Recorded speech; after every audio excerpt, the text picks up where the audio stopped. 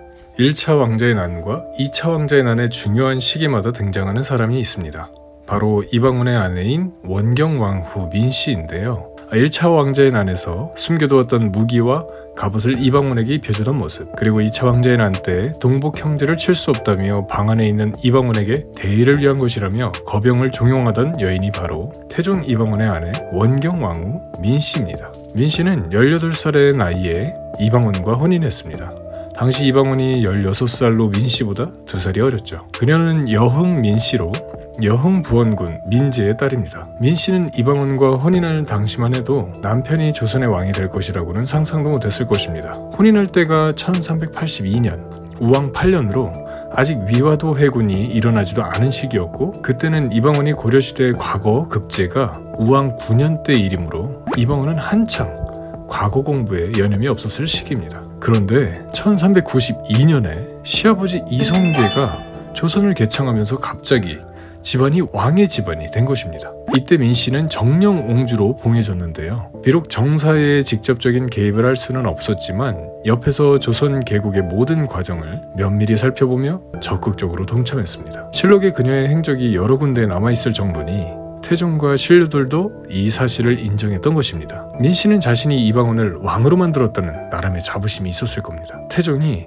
정종 2년 11월 11일에 왕위에 오르죠. 그리고 즉위한 지 몇 달이 지나서 민씨를 정비로 책봉했습니다. 현대는 대통령이 취임을 하면 아내가 자연스럽게 영부인이 되지만 조선 왕실은 왕이 정비를 책봉하여야 왕비가 되는 절차가 있었습니다. 이에 태종은 관포를 입고 정전에 나가 참천문화부사 권근에게 책문과 옥세를 민씨에게 전하게 했습니다. 이때 태종이 보낸 책문의 내용은 이랬는데요. 너 정빈 민씨는 능히 계책을 결단하여 갑옷을 끌어서 정사의 공을 도와 이루었다. 정사의 공에 내조가 많았다. 조강의 예정을 잊지 못하여 유적의 의식으로 높이니 앞으로 후세에 더욱 복되게 하여 본이 되도록 하라. 왕자의 난 당시의 민씨의 공로와 이방원의 옆에서 도왔던 점들을 인정하는 내용으로 태종의 마음이 잘 드러나는 책문이었습니다. 하지만 여기서 놓치지 말아야 할 것은 책문에서 민씨를 신하로 규정했다는 점입니다. 조선에서 왕과 왕비의 사이는 부부이면서도 군신 관계인 것으로 규정하고 있습니다. 유교 바탕의 상하 관계로 왕이 왕비를 책봉하고 폐위의 권한까지 쥐고 있었던 것이죠. 하지만 민씨는 그렇게 생각하지 않았습니다. 왕위에 오르기까지 집안을 돌보고 이방원의 일거수일투족을 함께했던 만큼 그녀는 이방원을 동료처럼 생각했죠. 그렇다 보니 이방원이 왕위에 오른 이후 둘의 관계는 수시로 충돌할 수밖에 없었습니다. 태종 1년 6월 18일 태종이 정비전에 있는 스물남짓의 시녀와 환관들을 내쫓는 사건이 일어났습니다. 이유는 원경왕후가 태종과 가까이 한 궁인이 누구인지 트집을 잡고 따져묻고 다녔기 때문입니다. 태종이 궁인들을 가까이 하는 것에 원경왕후가 불같이 화를 낸 것이죠. 이를 전해들은 태종이 화가 나서 관련된 자들을 쫓아냅니다. 이런 둘의 상황을 두고 실록에서는 민씨의 투기가 날로 심해졌다라고 기록하고 있습니다. 태종은 문제가 계속되자 하륜과 권근에게 후궁을 두는 문제에 대해 정리해서 보고할 것을 명했는데요. 나라가 세워진 지 얼마 되지 않아 후궁 제도가 마련되지 않은 상황이었습니다. 중국의 역대 왕조들에서는 후궁의 수를 어떻게 정했는지, 고려에서는 궁녀와 시녀들의 수가 얼마였는지 조사해보라는 것이었습니다. 이를 조사하여 하륜과 권근이 보고하길 재우는 한 번에 9 여자에게 장가들고 9명의 여자를 얻었습니다. 고려는 분명하진 않지만 후궁에 대한 제도가 없어서 대가 끊길 위험이 생겼습니다. 중국 왕조에서는 여러 후궁을 두는 전례가 있었고 고려에서는 없었기 때문에 이게 문제가 되었으니 우리의 새로운 기준을 만들어야 한다는 것이었죠. 전하, 제후의 예를 따라 9명의 후궁을 둘 수 있었으니 이에 맞게 따를 수 있겠습니다. 또한 경, 대부, 사의 경우에도 몇 명의 첩을 둘 것인지 정하도록 하옵소서. 만약 이를 어기는 자가 있다면 사원부에서 처벌토록 하소서. 마치 원경왕후에게 더 이상 선을 넘지 마라 하고 말하는 것처럼 들리는데요. 왕이 왕비를 책봉했다는 것은 곧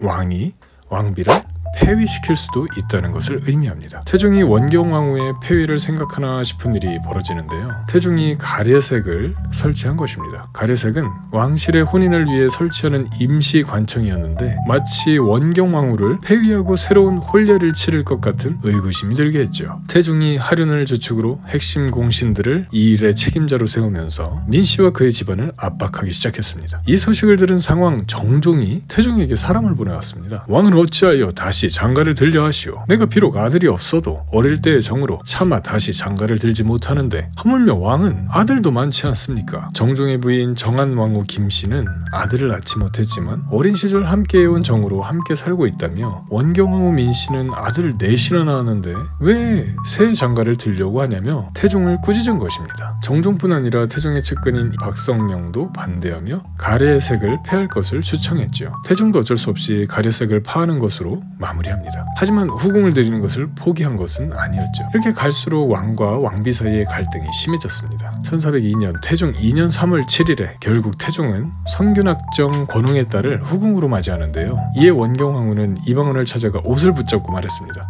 상감께서는 어찌하여 예전의 뜻을 잊으셨습니까?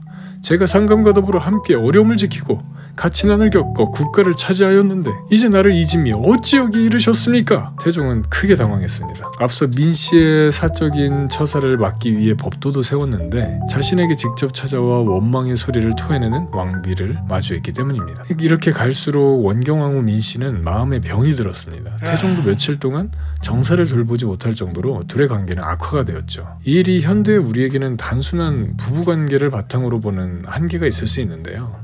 태종과 원경왕후의 대립은 단순히 부부싸움의 문제가 아니었습니다. 권력의 정점에 있는 두 인물이 양 진영을 대표하여 대치하는 상황이었던 것이죠. 조선 초기에 나라의 기틀을 잡는 것이 왕인 이방원에게 주어진 과제였고, 그리고 반대편에는 왕비의 가문, 곧 외척들의 대표로서 왕비인 원경왕후가 자리하고 있던 것입니다. 사적인 부부의 관계를 넘어서 왕과 왕비라는 철저한 정치적 존재일 수밖에 없는 두 사람의 권력 다툼이었던 것입니다. 태종은 원경왕후와의 문제에서 본질이 무엇인지 간파했습니다. 원경왕후 뒤에 왕비의 가족들이 보이기 시작한 것이죠. 이방원은 아내와의 개인적인 감정을 잠시 추스르고 다른 이들에게 시선을 옮기기 시작합니다.